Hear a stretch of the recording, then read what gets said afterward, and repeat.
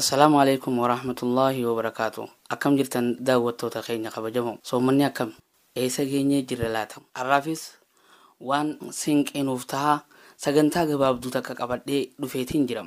Sagantaan keenya kun yoo isinitti tole chaanala keenya kana subscribe, share, like godhuudhaan waliin gahaa isiniin jennam. Waan hin dubbise tokko kan akka malee garaana nyaateen isin biraan gahaa jeetiin walitti qiqindeeffadhee akka armaan gadii kanatti qopheeffadhee harkaa qabaati. Hanga xumuraatti nafaana bu'aatii waliin haa hordofnu hin isiniin jam.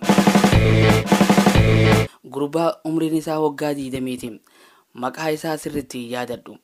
Kaniin an yaadadhu osoo garee keenyaa fi gareen isaa kubbaa kaachoo yookiin baaskeetbool waliin taphachaa jirru rakkoon wahii isa mudatu isaati. Kubbaa qabatee lafaa ol utaale.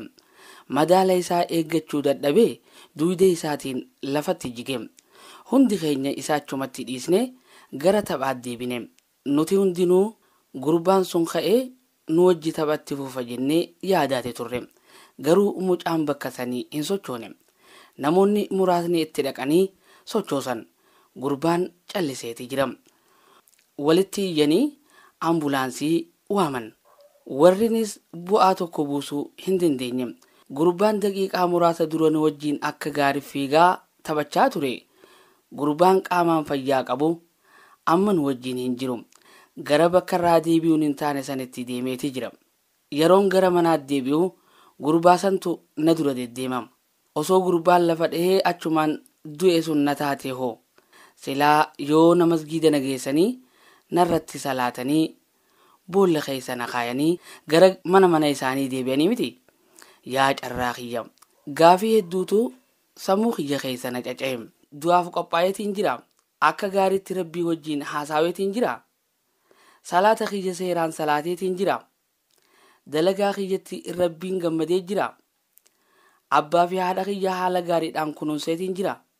Sadaqaa kannadheetiin jira. Guyyaa har'aa kana rabbii kiyya yeroo meeqaa yaadadhee jira laata. Wanti ani guyyaa guutuu dalagaa ture Facebook ilaaluu, WhatsApp, immoo Viberii fi kan kana fakkaatan chat godhuu, TV daawwachuu, hiriyoota kiyyaa wajjiin taphachuudha. Garuu yeroo takkallee of yaadadhee astaghfirullah hin jenne. Rabbiin kiyya badiinan guyyaa kana hojjedhe akka naa dhiisuuf kadhadheetiin jira. Lakkiin kadhanne. Salaata keessatti yoo taate malee yeroo takkan iyyadhee ni'imaa inni naa ooleef alhamdulillahi je'ee nin beeka. Yeroo takkallee hin jenne. Gaafilee baay'ee sammuun keenya akka armaan olee kanatti nu gaafatu maraafu maaliif akka ta'e beekuu barbaaddu? Sababni isaa wanti na cinqu rakkoo har'aatii miti. Rakkoo boriiti malee. Osoo bakka gurbaa sanii ani du'ee jiraadhee gara qabrii maal qabadheetiin deema laata? Waa takkallee of harkaan qabu. Jechummaan takkalleen kan gaafii qabrii keessaatiif deebii naaf ta'u na harkan jiru. Jechummaan an qalbii qulqulluudhaan niyyadhee rabbiif jecha dubbadhe. Jechummaan nagayaa tan silaanaaf gaachana taatu takkallee harkaan qabu. Yaa carraa kiyya. Saantiimni xiqqooniin akka sadaqaatti kannadhu. Saantiima karameellaatii fi buskudattiin bitadhu naaf caala ture. Garuu an nama sadaqachuurra mana interneetaa seenee nama waliin chaat godhu irrattiin fixee jira. Hoteela seenee nyaataa fi dhugaatii qaqqaalii garaa kiyyatti dabarfachaatiin jira. Garuu alhamdulillah gurbaan lafa dhahee du'e san ana ta'uu dhabuu kiyyatti. Sababni isaa an du'uudhaaf qophii miti kaa. Waan takkallee of harkaan qabu kaa. Ammaaf qalbii tiyya walitti sassaabbadhee alhamdulillahi jechaatiin jira. Qalbii tiyya qulqulleessee badiin amma dura hojjedheef astaghfirullah jechaatiin jira. Amma waan if dura dhufuuf of qopheessaatiin jira. Yaa obboleeyyan akhiraa. Salaata keessan kan arraa seeraan salaattanii guyyaa har'aa kana waa sadaqattanii guyyaa har'aa kana akka rabbiin isinii araaramuuf kadhattanii walumaa galatti qophooytanii jirtanii deebii isinumaaf hin dhiisam. Yaa rabbi du'a tasaa jalaa nu eegi. Nama harka duwwaa sitti dhufu nun taasisin. Yaa rabbi gaafa nutti gammadde qofa gara keetitti nu fudhadhu. Osoo dalagaa toltuu dalagachaa jirru dachii tanarraa nu godaansisim. Amiin. Sammuun teenya mee boolla tanaaf maal qopheeffannee jettee nu gaafachuu qabdi. Walaloo takkaatu jira akka armaan gadii kana dhiyaatteeti jirti. Mee waliin dhageeffannu. Walaloo qalbii hunda keenyaa nu jiiftu jeetiin amanam. utaalaa hanga feetan utaalaa qabriin amma fixee namni sutaaraa qalbiin gugguutii of dagatee hedduun namaa namni qalbiin guydi manni isaa jahannama duba namni qalbiin guydi manni isaa jahannama osoo of qabne namni ajalaan guurame qalbii guyde guuruuf ibiddi jahannama uumame akhiraataan teetirraa duniyaan dagini arroota gattee tasa qabrittoo fi arganii bari miyaa nama qabriin of keessatti qabattee gandalachuu tee yookiin tan nadaamaati yookiin tan gammachuu namni sinqii malee qabritti galee akka nama yaabbatee bahara markaba malee arruma hajabaan hanga umriitti bahara nadaamaa ganda qabriiti si gorsanii sitti himanii akka akkana arruma jabaa osoo seenne mana dukkanaa arra gorsa diddee deemte taatee gowwaa erga qabrii buutee gartee hedduu deebii hawwa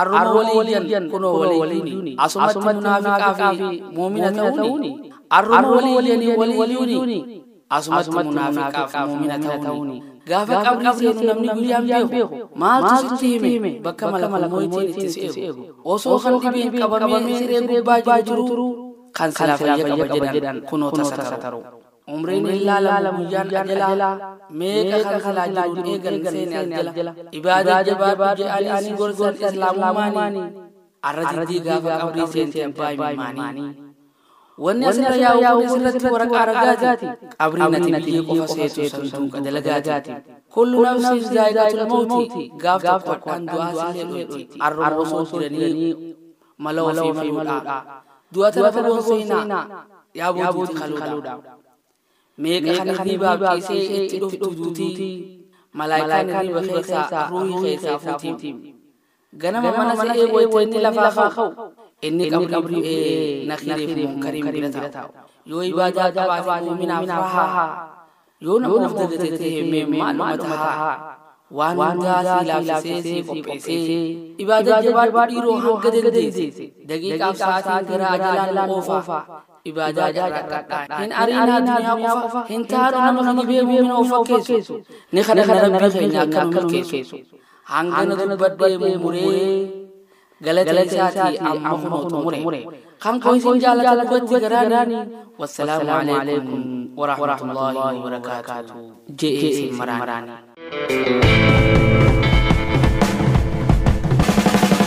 qabxiilee jireenya hawaasa muslimaa keessatti barbaachisoo ta'an akka armaan gadii kanatti qabannee dhiyaanneeti jira. Mee nu hordofaa yoo isinitti tole chaanala keenya kana sabiskiraayib sheer laayik waliif godhaa isin jenna daawwattootaa fi hordoftoota keenya kabajamoo. Qabxiin tokkoffaadha. Muslimni amantii isaa eessaa fudhataa jetti mata dureen sagantaarraa. Muslimni amantii isaa eessaa fudhata kan juuf kitaaba Rabbii Subhaanahu wa Ta'aalaatii fi hadiisota qulqulluu kan nabiyyi isaa sallallahu alaihi wasallam irraa fudhatamu. Deebisaan isiidha. Rasuulli immoo ofirraa fudhatanii hin haasawan. Waa'ee itti buufamtu qofa dabarsu malee. Akki sahabootaa fi salafoonni dabran gaggaariin ittiin hubatanis akkuma kana ture. Qabxiin lammaffaadha. Yeroo wal dhabnu akkam goonaa jetti gara shari'aa yookiin haniif ta'etti deebina. Isaan buluu jechuun kitaaba Rabbiitii fi sunnaa nabiyyiitiin buluudha. Rabbiin Subhaanahu wa Ta'aalaa akkana jedha. Dhimma wayii keessatti yoo wal dhabdan gara Rabbiitii fi ergamaa isaa deebisaa nuun jedha. Nabiyyiin sallallahu alaihi wasallam akkana nuun jedha.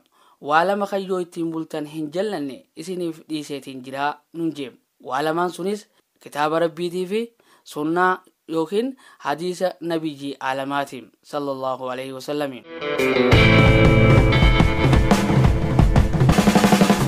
Gareen guyyaa qiyaamaa milkooftu isii kamii jetti qabxiin sadaffaadha. Ergamaan Rabbii sallallahu alaihi wasallam akkana jedhaniiti jiran. Uummanni kiyya garee 73tti addaan qoodamti. Garee tokko malee hundi isiitu ibidda seentii nuun jeeti jira. Yaa ergamaa Rabbii isin sumtami jaanii yoo gaafatan akkana jaaniin ergamaan alamaa alayhi salaatu wassalaam warra karaa anaa fi sahaboonni kiyya irra jiran qabatan jechuudhaan deebiseef jechuudha. Karaan haqaa isa nabiyyi rabbii sallallahu alaihi wasallamii fi sahaboonni isaanii irra turani. Kanaaf yoo milkaa'uu fi hojiin kee akka fudhatama argatu feete isaan hordofuu fi bid'aa yookiin waan isaan irraa hin mirkanaawin ofirraa fagaachuu qabda jechuudha. Qabxiin afuraffaadha. Ulaagaaleen fudhatama argachuu hojii gaarii maal faadha jetti. Ulaagaaleen kunniin tokko rabbii keenya subhanahu wa ta'ala tawhiida isaatti amanuudha. Mushrikarraa hojiin hin qeebalamtu. Ikhlaasa qabxiin lammaffaadha. Ikhlaasa jechuun rabbiif qofa qulqulleessuu hojiidhaan fuula rabbii qofa barbaaduudha. Qabxiin sadaffaadha. Nabiyyi rabbii sallallahu alaihi wasallam hordofuudha. Akkaataa isaanirraa dhufeen hojjechuu fi karaa inni ajajeen ala rabbi gabbaruu dhabuudha. Waan dubbatame lamaan keessaa tokko yoo dhabame hojichi fudhatama hin qabu jechuudha. Rabbiin subhanahu wa ta'ala akkana jedha. Gara waan isaan yookiin kufriin dalaganii dhaquudhaan ergasii dikee bittinnaa'e isa taasifnaa jedha. Qabxiin shanaffaadha. Sadarkaawwan amantii islaamaa hangami? Sadarkaan amantii islaamaa 3. Isaanis islaamummaa, iimaanaa fi ihsaana jedhaman. Qabxiin jaaffaa. Islaamummaan maali? Mee islaamummaan maali? Utubaaleen isaa hoo hangami? Islaamummaan rabbi tokkichatti harka kennachuudha. Ajaja isaa raawwachuu keessatti qajeelfama isaa hordofuu akkasuma shirkii fi warra shirkii hojjeturraa qulqullaa'uudha. Utubaaleen isaa 5. Nabiyyiin alamaa alayhi salaatu wassalaam hadiisa isaanii kana keessatti akkana jedhan. Amantiin islaamaa waa 5 irratti ijaaramte. Rabbiin malee gooftaan haqaan gabbaramuu qabu kan biraa akka hin jirree fi Muhammad ergamaa isaa ta'uu isaanii ragaa bahuu, salaataan dhaabbachuu, zakaa kennachuu, hajji godhuu fi ramadaana soommanuudha.